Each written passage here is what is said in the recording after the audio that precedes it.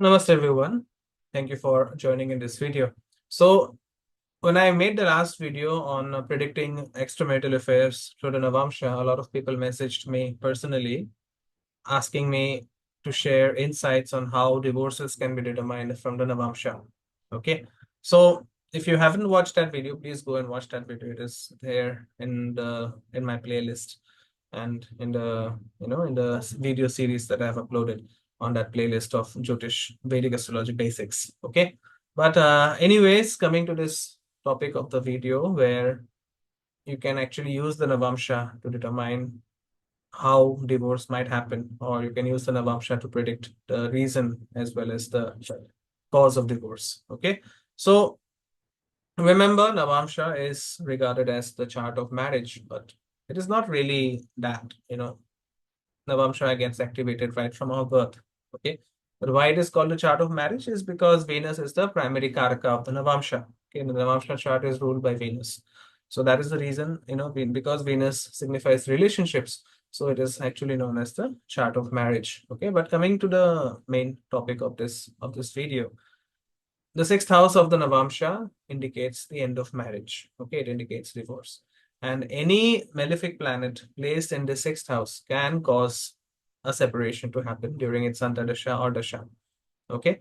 And if you have a benefic aspect of on the sixth house by a natural benefic like Jupiter or Shukra, or say if you have a natural benefic present in the sixth house of Navamsha along with the malefic planet, then the marriage might not end up in a divorce. Okay, but anyways, in my personal opinion, if a relationship it has gone too far beyond the point of handling, then it should be ended as quickly as possible. Okay, a lot of people, they go through, marital violence or domestic abuse, and this includes both males and females, just because they cannot separate due to certain rules and customs of the society. So that is not very welcome. Okay, if a relationship is not working, and if a relationship if both the partners feel that the relationship is not working, or if you have nothing to if you have nothing left to contribute to the relationship, then it is much better that the relationship ends rather than suffering in a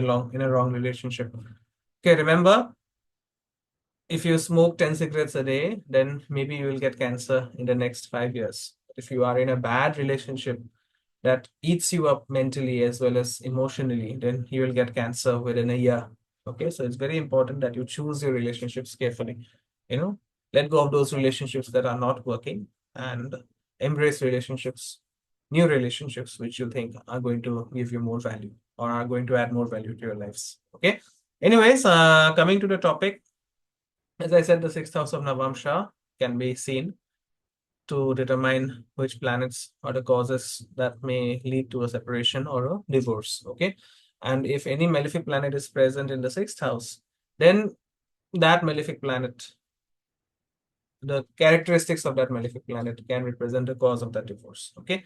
Let's say the sixth house of the Navamsha chart has the sun. Okay. So the sun represents ego. Okay. It represents excessive pride. So these can be the reasons for the collapse of a marriage or for the collapse of a relationship. Okay. When sun is present in the sixth house. If Mars is present in the sixth house, then an existing relationship may collapse due to some extramarital affair.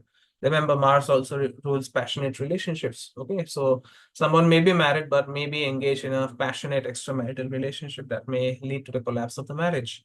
Okay, Mars also indicates physical violence. Mars also indicates the my way or the highway attitude. So, if someone has Mars in the sixth house, then it can be possible that the person has these toxic characteristic traits where the person is physically abusing the spouse. Okay, again, and when I say the word spouse, it has to be the inclusion of the male as well as the female. A lot of husbands also suffer from domestic abuse. Remember that. Okay, so Mars can lead to the dissolution of a marriage due to physical violence, due to extramarital affairs, due to excessive need for sex. That is also a reason why Mars can lead to a marital breakdown.